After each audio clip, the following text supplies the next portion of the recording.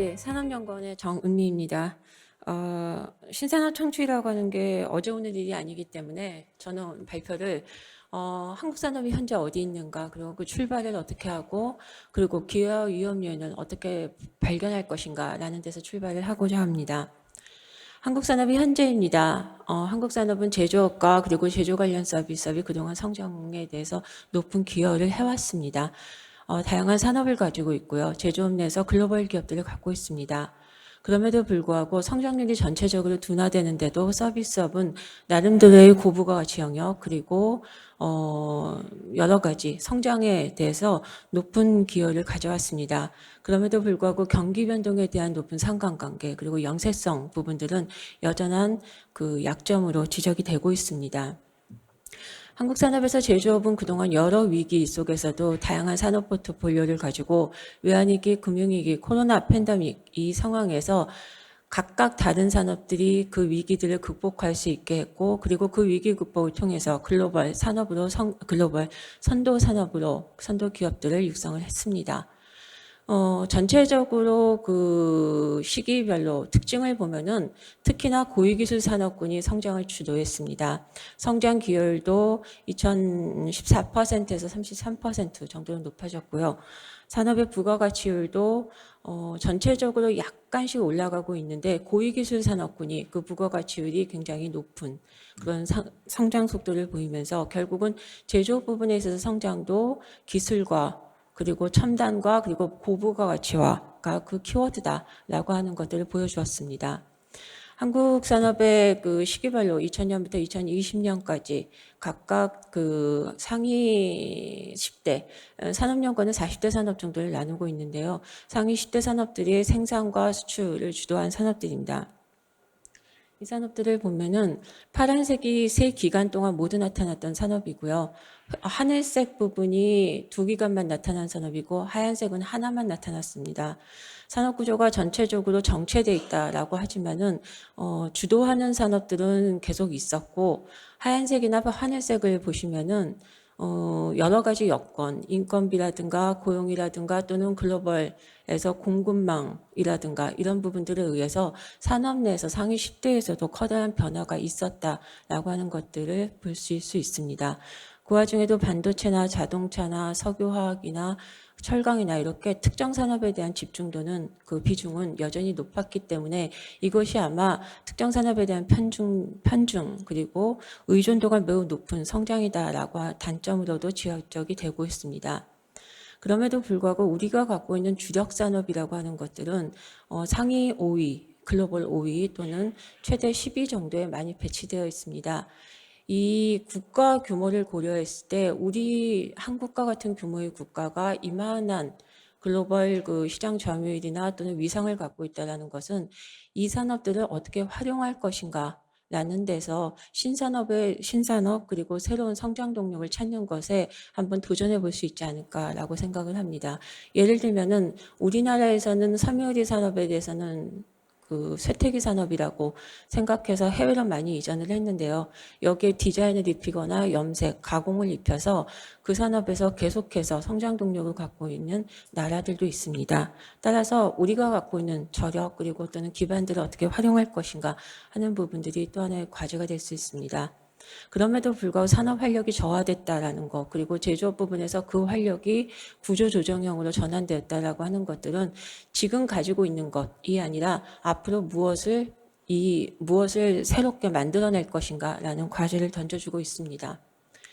제조업의 성장 둔화는 2010년대 중반, 저는 한 14년에서 16년 정도를 잡고 있습니다.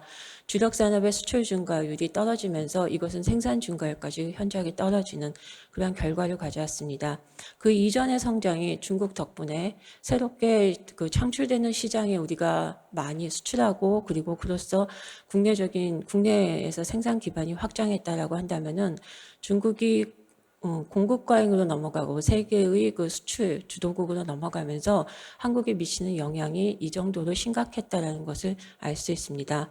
그렇다면 신산업으로서 제가 새로운 산업을 제시하기는 좀 어렵지만은 신산업이라고 보통 얘기하는 바이오, 배터리 이러한 산업들은 성장률은 굉장히 높습니다. 그럼에도 불구하고 앞서 말씀드렸던 반도체나 자동차와 같이 매우 비중이 높은 산업을 따라가기에는 아직 그 비중은 적은 편입니다. 따라서 앞으로 빠른 성장에도 불구하고 거기에서 무엇이 필요한가라는 부분은 원천 기술력 그리고 앞부분에서 지적되었듯이 공급망 부분들을 어떻게 가져갈 것인가라는 부분들이 과제가 될 수 있습니다. 지금까지 말씀드린 것은 하드웨어와 그리고 제조업 부분입니다. 신산업 창출에서 가장 중요한 것들은 지금 뭐 잘 만들고 튼튼하게 만들고 이런 것들이 아니라 소프트 파워를 어떻게 할 것인가라는 것이 전환기에 한국 산업에 있어서 주요한 신산업 창출의 전략의 또 하나의 키워드라고 생각합니다. 혁신성, 규제, 그리고 사회적 자본 이러한 것들이 혁신 창출의 원천이라고 한다면은 그것들이 어떤가라는 것들을 살펴보면은 혁신의 성과, 우리의 그 인풋이 성과로 나타나는 것들에 한국은 상대적으로 열의입니다. 또 하나 전환기에 기존의 시장 질서 또는 제도라는 것들이 어떻게 작용하는가 규제개혁 지수에서 우리가 굉장히 낮게 평가받고 있습니다. 또 하나는 디지털 경쟁력입니다. 디지털 경쟁력에서 지식 요소, 그리고 기술 요소, 미래의 준비 요소 여러 부분에서 한국은 세계 8위라고 하는데 여기에서 1, 2위라고 평가받는 것은 기업, 민간의 그 적응 능력 뿐입니다. 나머지 부분들에 있어서 우리의 지식 요소, 기술 요소, 그리고 미래 준비 요소, 국가, 공공 부분 이러한 부분들의 역할들은 여전히 낮게 평가가 되고 있습니다. 그래서 신산업을 창출할 때 우리가 갖고 있는 것 그리고 앞으로 해야 될 것들은 어느 정도 나온다고 생각합니다. 이거는 제조업의 부가가치율이 2010년과 2021년 지표인데요. 한국의 세계적인 위상이라든가 또는 뭐 성장 잠재력 높게 평가받고 있음에도 불구하고 다른 나라들에 비해서 제조업 부분에서 생산을 하면서 부가가치율이 상대적으로 낮다라고 하는 것들이 문제점으로 제기될 수 있겠습니다. 따라서 더 많은 일정한 자원을 가지고 더 많은 부가가치를 창출하기 위해서 무엇을 할 것인가라는 부분들이 과제입니다. 그렇다면 산업의 발전 방향 여러 가지 앞에서도 계속 지적이 되었습니다만 메가 트렌드라고 하는 것들이 산업의 발전에 대해서 어떠한 신산업의 창출 조건들을 제시하는가라는 부분들에서 좀 제시를 했습니다. 가장 중요한 메가 트렌드는 아무래도 기술 혁신이라고 하는 것들이 집약적으로 나타나는 디지털 전환이 될 수 있겠고요. 그리고 이전에는 제도나 또는 규제의 여건이라고 생각했지만은 녹색 전환이라고 하는 것들은 우리의 산업에 또 하나의 성장 동력에 창출할 수 있는 그러한 기회운이 된다고 생각합니다. 왼쪽에 있는 것은 주력 산업이라고 얘기를 했던 것이고요. 그럼에도 불구하고 그 왼쪽에 있는 이쪽 그 AI나 또는 빅데이터를 이용한다라면은 우리가 지금 보고 있는 여러 가지 목도하고 있는 유망한 제품, 산업군들이 나타납니다. 즉 기존의 그 플레이어들의 역량을 활용하고 그리고 글로벌 시장에 대한 접근성들을 잘 활용한다라면은 이러한 산업에서 우리에게 기회가 열린다고 생각합니다. 오른쪽 부분은 그린 전환, 녹색 전환이라고 하는 것들을 통해서 기존의 제품군들이 새로운 제품군들로 완전히 바뀌어야 된다, 탈바꿈해야 된다라는 것들을 의미하고요. 결국은 기계를 생산한다 해서 그대로 기계가 아니고 자동차를 생산한다 해서 그대로의 자동차가 아니고 새로운 공급망과 새로운 소부장, 산업 생태계들이 전환해야 된다라는 것들을 의미를 합니다. 두 번째입니다.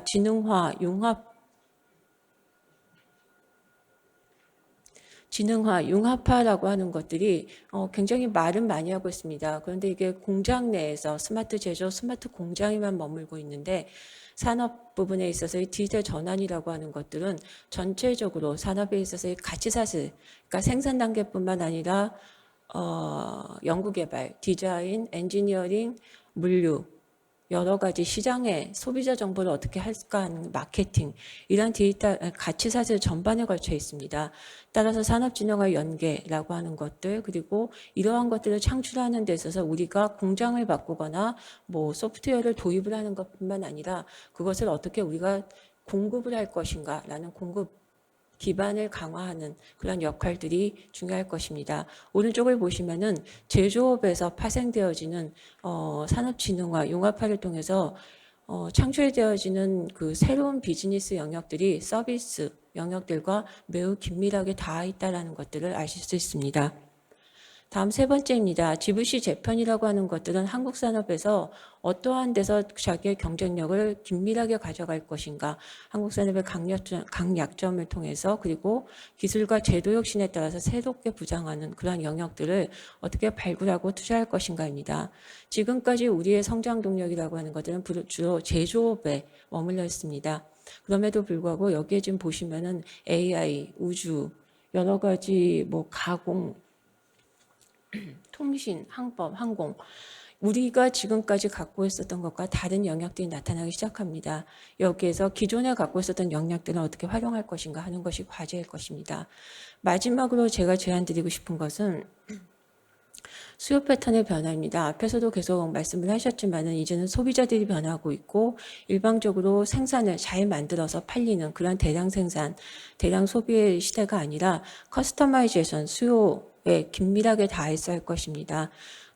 코로나 팬데믹이 지나면서 나타나는 주요한 특징은 스마트, 그리고 콘텐츠, 그리고 클린, 건강, 프리미엄, 이러한 5가지 키워드들을 갖고 있는 산업들이 계속해서 성장할 수 있었고 소비자들에게 그 소구력을 가진다는 것들을 보여주었습니다. 또 하나 ICT 기술 부분들은 서비스로서 이제 또 하나의 비즈니스 영역들을 창출하고 있다라고 보실 수 있겠습니다. 여기까지는 산업의 방향, 발전 방향이고요. 그렇다면 이러한 산업들을 하기 위해서 무엇을 할 것인가입니다. 계속해서 전환기라고 하면은 그야말로 완전히 바뀌는 시대입니다. 지금까지 추격형이 아니라 앞으로는 서로 새로운 것을 선도할 수 있는 그러한 그 높은 실패 위험에도 불구하고 완전히 바꿀 수 있는 선도적인 연구가 필요할 것입니다. 그리고 이러한 것들은 연구 개발에 그치는 것이 아니라 기술 혁신을 통해서 확산 그리고 성공하는 것들이 필요하고요. 이렇게 된다면 한계 돌파용 신기술에 대해서 민간이 모두 할 수 없기 때문에 정부가 주도하는 것이 필요하고 도전적 연구개발을 촉진을 해야 될 것입니다.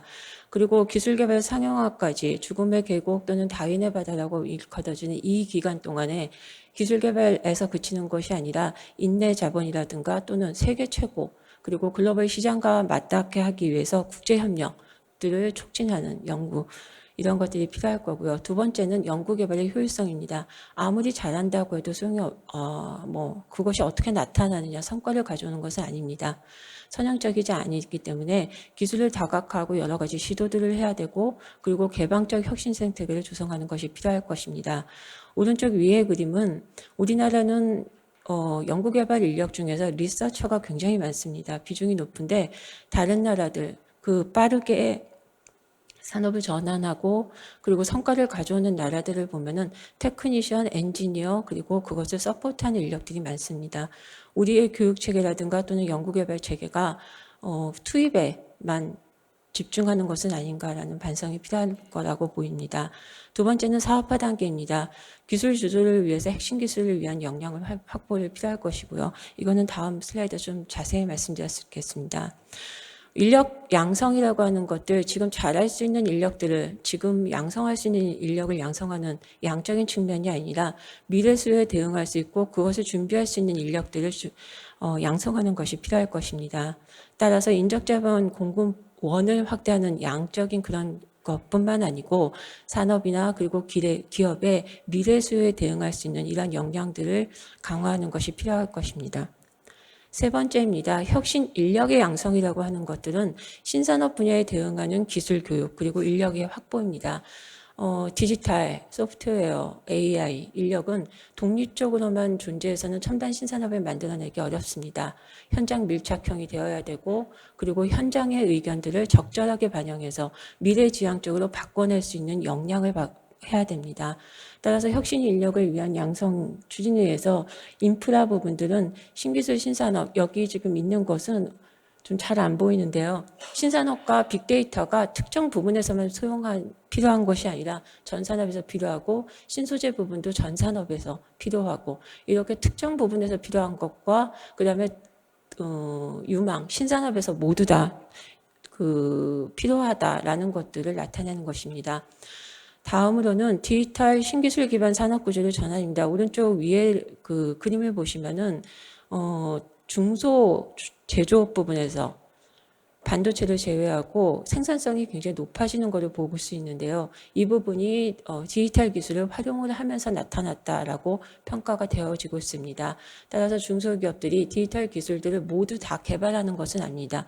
이것을 활용해서 다양한 비즈니스 모델들을 발굴하고 사업할 수 있고, 그리고 이것을 지원할 수 있는 신기술 창업, 문 반드시 물리적 기술뿐만 아니라 ICT와 같은 무형의 그러한 기술에 대해서도 계속해서 인력들을 양성해야 될 것이고, 이 산단 산업단지가 기존에는 생산 단계에서만 머물러 있는데, 여기에 기술 개발과 그다음에 디지털 전환 서비스, 컨설팅이 함께 지역 밀착형으로 접근할 수 있도록 해야 되는 것들이 필요하다는 의견입니다.